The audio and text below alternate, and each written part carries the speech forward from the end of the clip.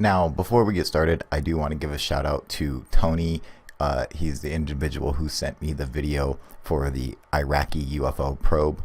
I wanted to give him a shout out, but I lost his email, wasn't able to find it. And I gave him a shout out in the live video, but it was like 20 minutes into it, so I'm not sure if he even saw it or whatever. So just to make sure, here's your shout out, Tony. Thank you for giving me that video. All right. Today we're going to be discussing the Gulf Breeze sightings, a UFO incident that took place over 3 years between 1987 and 1990, pertaining particularly around one individual, Ed Walters, along with his wife, Frances.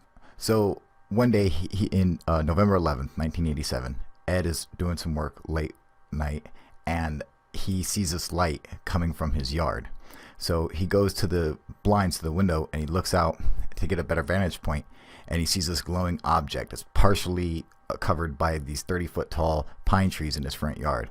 So he races outside to get a better view of the object, and he's taken back. He's shocked at the sight before him. He was staring at an object with the shape of a top. It had a row of dark squares which were separated by portals between them. The craft seemed to hover just above the road, showing a glowing ring around its bottom. Ed ran into the house, grabbed his Polaroid camera, and he snapped off several photos of the craft before deciding to get even closer, so he headed into the road. As he paused in the street to take more photos of the strange object, it began to hover almost directly over his head.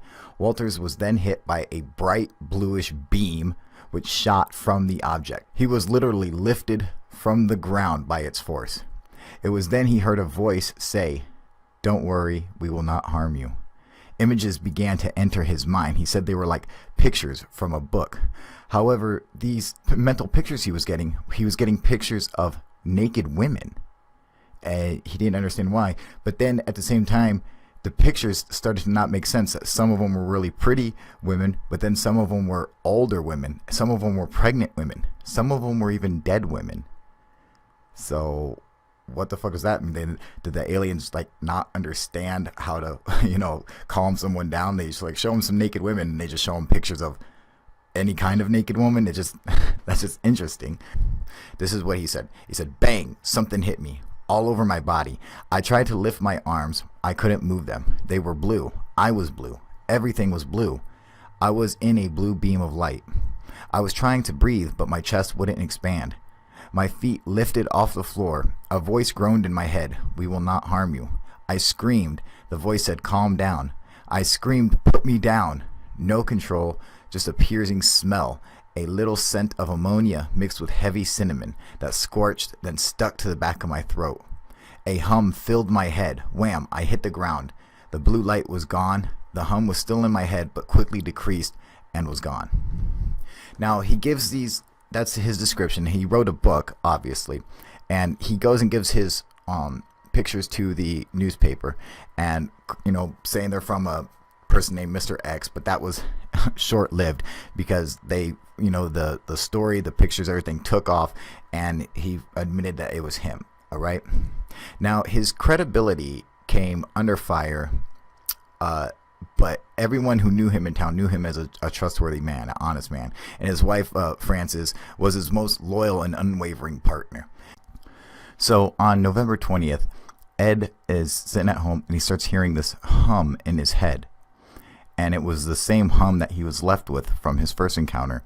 And he just had this feeling that he needed to go outside. And when he goes outside, he sees this point of light in the sky. Then it comes down super fast, and it's this craft hovering right over him. And he takes a picture of it. Then on December 2nd, another time, he hears the hum again, and another UFO incident. Of course, this time it has to do, there's no alien craft. He hears the hum. He goes to his window and from his bedroom goes to the French doors, looks out the blinds, and he sees this gray alien staring right back at him, just looking dead into its eyes. And it appears to be wearing some kind of suit of armor. And Ed was overcome by fear. He freaked out and he fell down and he started crawling backwards on the floor. And this alien's wearing this armor, just looking at him. It's got like this weird glowing silver rod in its hand, and he doesn't know what to do, and he's screaming. His wife wakes up and she sees it, and he's got a gun. by his bed, and he leans over and grabs it and points it at the creature. But the creature doesn't move. It doesn't do anything. It just stares directly at his eyes. And he said he was too afraid to even pull the trigger. And he said then the creature turned to the side and just walked away as if nothing happened. He said the gun didn't scare him. He didn't scare him, nothing. He just walked away. And he was really pissed at this point. So he's like, this little motherfucker. And he runs outside, and he goes to chase it. And he's hit with the blue beam again, and he can't move his legs, but the top of his body falls over. So it's just like his legs were paralyzed. And then he can see like the craft out in the field by his house, and a blue beam shoot down into the field and then turn off. And he thinks it was picking up the little alien. And then one day he's getting the hum again, and he's running outside. And he's taking a shower this time. He's getting a hum. He's going crazy. He's like, why won't they leave me alone? He goes out there, and he runs out in his bath towel and starts screaming at this UFO when he sees it out there. And the UFO in his head said, he heard a voice say, "Do not resist, Zehas." Like that was a name or a word or something. He could even hear other people, other humans, like talking to each other. But they weren't speaking English. They were speaking Spanish. And they were saying stuff like, why do they keep feeding us bananas? Shit like that. Just the weirdest fucking things.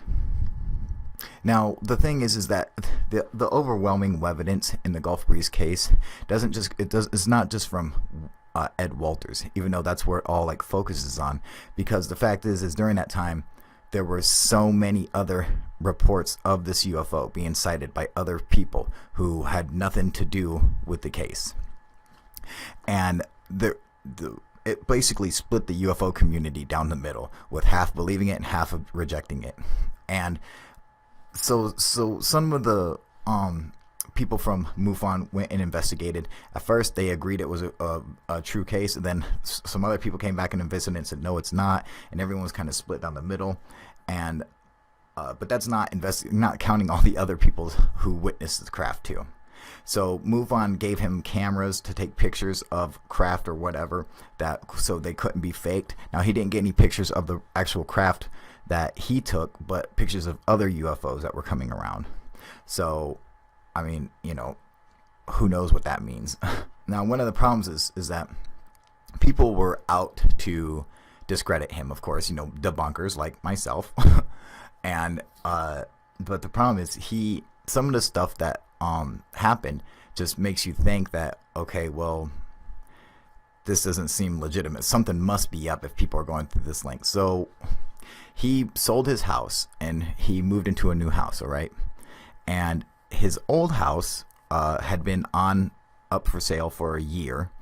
And then someone else came and bought the house and moved in.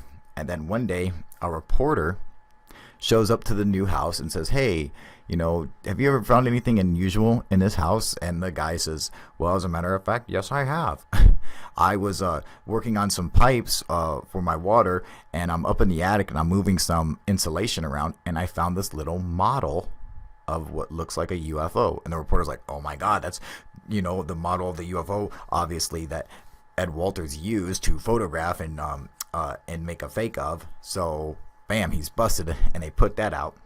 However, when that was actually thoroughly investigated, it turns out that it was also found with schematics from a housing project that Ed was working on. So they're like, oh yeah, these go together.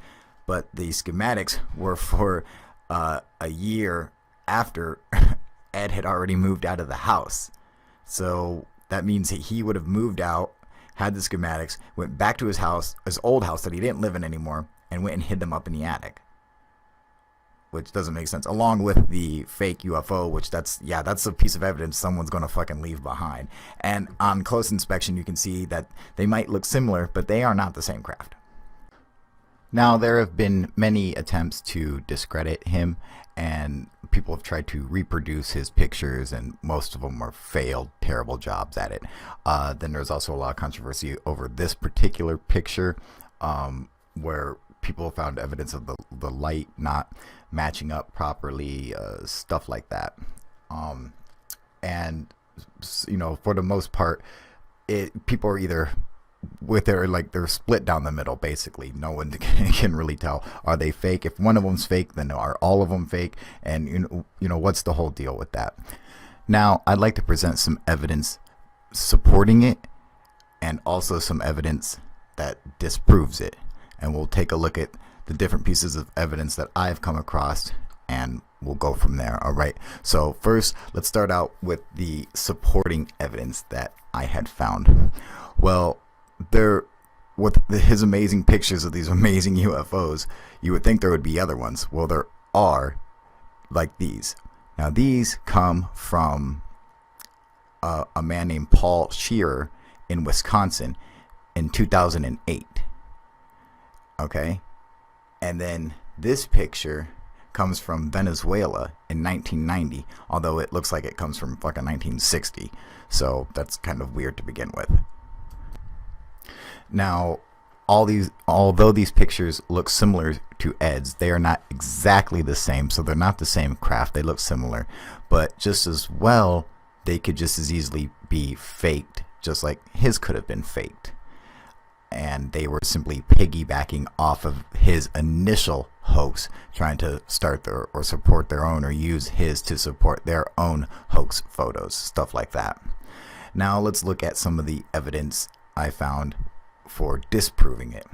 Well, when I went looking through all the different evidence of this case, and I always feel like the best way to do it is to literally think outside the box and look at the evidence with a new eye for everything. And you have to look in places that people would simply overlook. That's one of the biggest problems, is people overlook the simple things, the easy stuff. And that's where I found it. Now, this is a picture of Rex and Carol Salisbury. They were MUFON investigators who went down to Gulf Breeze, Florida to investigate the case, to reinvestigate it. And they went in with the mind that they're believers in UFOs, but they wanted to have an open mind to whatever the truth was, and whatever evidence they found, they would just let the chips fall where they may, and that's what they would go with. Well, they came out and said that they believed it was a hoax. And then the people at MUFON were like, no, we're just not believing your evidence isn't enough. They didn't have enough evidence of it, or whatever. Well, they were with Ed and his family when they were, interviewing him and discussing and searching the evidence and all that stuff. And he was showing them the camera that he took the pictures with. And so they were sitting there, and he's like, yeah, they took a picture of them and gave them the picture. He's like, here you guys go, or whatever. And so, when I was looking around through the evidence or whatever, I stopped at this picture and I realized, I'm like, okay, so he took a picture of them with the camera that he used to take the picture of the UFOs. And so I started to do some adjustments on it, because I noticed something in the background, which was that little bluish line back there. So as I start adjusting the brightness, I'm blasting it with light, the picture, covering it with light, and adjusting the contrast, the sharpness, and saturating the color. And then this image in the background started to appear. So what does that look like to you guys? Well, it looks like the UFO to me. So unless the guys took a picture of the UFO, landed right behind them, and then I was like, it looks kind of similar to something else I seen. And I grabbed one of Ed's other pictures, and I looked at that, and I'm like, there's too much, there's something going on. And as I adjusted the pictures and shrunk them and made them equal and everything, didn't I realize 100% what it was? Look at that. That does match perfectly. I would testify in court on this. I mean, you can even see, look at the different points that all line up. That spot up there lines up. the little node on top lines up, the power circle underneath that shit lights up. So I mean, it's completely proportioned. They're the same distance away and everything in each photo. The image is within his camera. It's a double exposure, and that's it. So what else can you say? If one of them's fake, I'm just saying, I fucking busted this one the fuck out. UFO proof.